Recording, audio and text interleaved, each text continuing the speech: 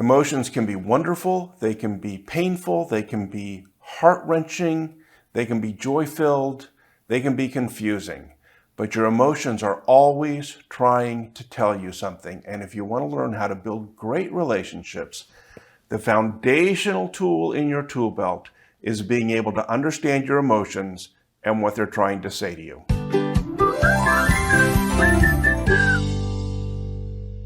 Hi everybody, this is Greg from Heart Tools, where we make it simple to build great relationships. And as confusing and painful as emotions can be, they're absolutely critical because your emotions are always trying to tell you something. And here's why. It's because you were created to love.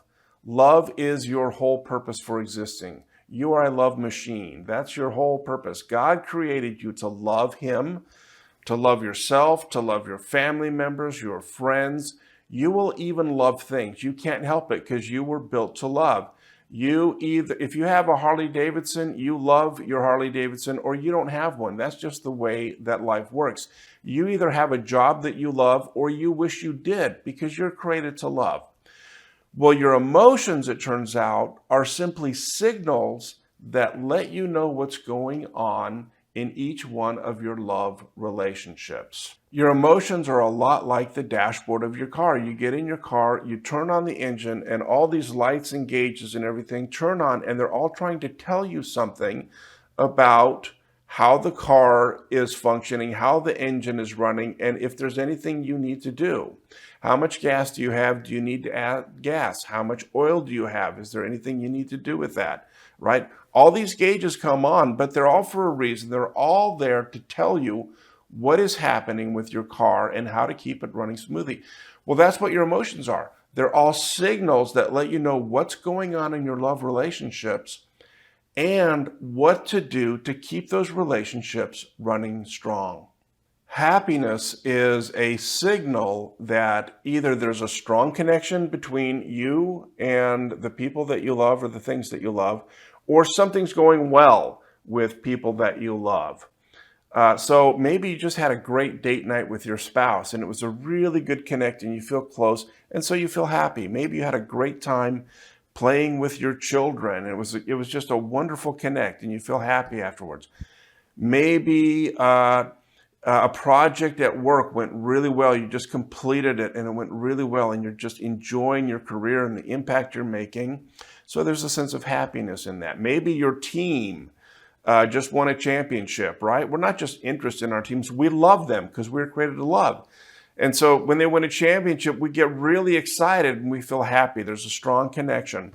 Or sometimes it's something is going well in the life of the people that you love. And so your best friend calls and lets you know that he or she got engaged and you're happy for them. Happiness is a signal that things are going well in your relationship. Sadness is a signal that we have lost something. A relationship has been lost. So we can be sad when people die because we've lost a relationship. We can be sad when someone we love moves to the other side of the country. And even though they're not completely gone, there's a lot of loss that we experience there, right? We can be sad when we lose a job that we've loved. We get laid off and there's a sadness that happens because there's a loss there. We can even get sad when the coffee cup that our son made for us when he was in 5th grade drops and breaks, and we just love that cup. It's a symbol of that piece of his childhood, and we experience a loss there, and we get sad. And so, sadness is a sign to you that you've lost something, and you need to let it go. You need to grieve it. Anger and fear are twin emotions. And I call them twin emotions because they're both signals that something that I love is being threatened.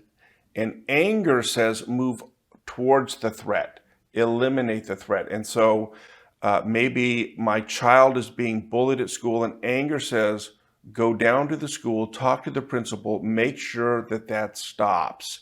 Maybe someone is gossiping about me and I need to go and have a conversation with them. Anger says, take some action to eliminate that threat, but it does it in order to protect something or someone that I love.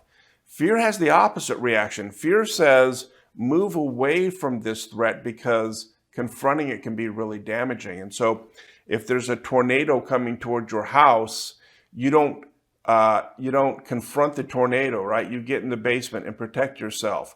If there's a semi coming right at you, you don't confront it. You get out of the way. That's what fear is there for. Fear says, this could really do some damage. And so the prudent thing here would be to move out of the way. Now, the way life works, sometimes we fear something and we know it could hurt us, but we have to do it anyway. Sometimes we have to face our fears. Firemen do this every day. Police do this every day, where they have to put themselves in situations where there's fear and they cannot move out of the way. And so in that case, fear says, get as much protection as you need while confronting this danger. So these 4 emotions, and we'll talk about 4 more emotions in the next video, but for these 4 emotions, they are there as signals to let you know what's happening in your relationship with the people and things you love, and what steps you need to do to strengthen or protect those relationships. The problem that we have in our culture is that we try to feel good all the time and we try to ignore the painful emotions. Now, what would happen if you tried to do that with the dashboard of your car? What if you got in the car, turned it on, and you ignored all the signals, all of the gauges and dials, except for the speedometer, because you're going places, you're a positive person, nothing's going to stop you, and so you just ignored the gas tank light or the oil light or the temperature light? Well, what would happen is you would damage your car very quickly, right?